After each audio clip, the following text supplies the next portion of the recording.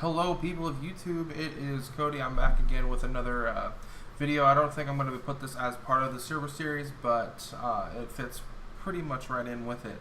Today I'm going to be talking about manual vMotion. Someone from a couple of pages on Reddit is wondering how it works, so I thought I'd do a little demo.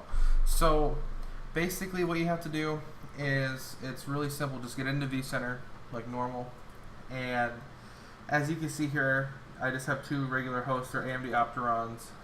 They're a cheap solution to my home lab that I run just a couple of servers on. So what I did was I just have one data store on here, just a local data store, and then I have another data store here. As you can see, I named them corresponding to the host that they're on. DSM host 3 and host 2, of course. Just went back to that view. So it's basically as simple as that. I mean, get them into vCenter, get your VMs turned on, make sure they're the same processor. If they're not, I think you might be able to do some advanced or EVC with it to expand that vMotion capability. But I don't have to because of the same exact processors. I just have it on as a fail-safe if I want to bring another host in later. So what we do now is basically just vMotion it. So we schedule it like a normal VM. So let me see. I'm going to move one from host 3 to 2. Let's see what VMs I have on host 3 here.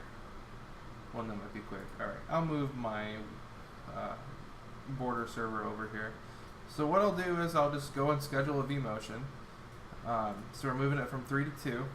We're going to change both compute, resource, and storage because we don't have shared storage in this environment. So we'll just hit next. We'll select the host that we want to put it on because we have to draw all the way down, because if we just select it, it'll ask for it won't change it. So I'm going to put it on 2. We hit OK or next. As you can see, the DSM host 3 isn't available because I picked host 2 in the last step. If I were to pick host 3 in here, if I go back and pick host 3, the only data store available is host 3. That's because they're not shared and they're just local data stores. So I'll hit next on here. I'll put it on DSM host 2, the same VM network, and I'll just schedule it like normal. Run through these, make sure it all looks okay, and it does, so I'll just hit finish. And we'll see here that this will move just fine.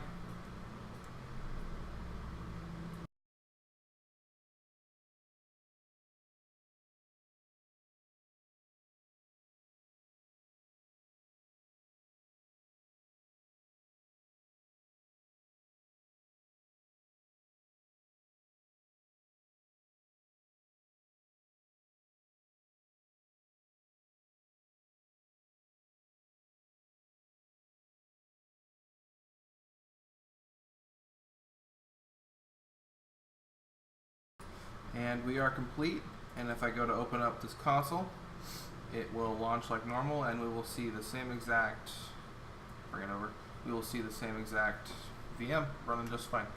So that's a little tutorial and a little demo of Unshared Storage vMotion with VMware ESSi 6.5.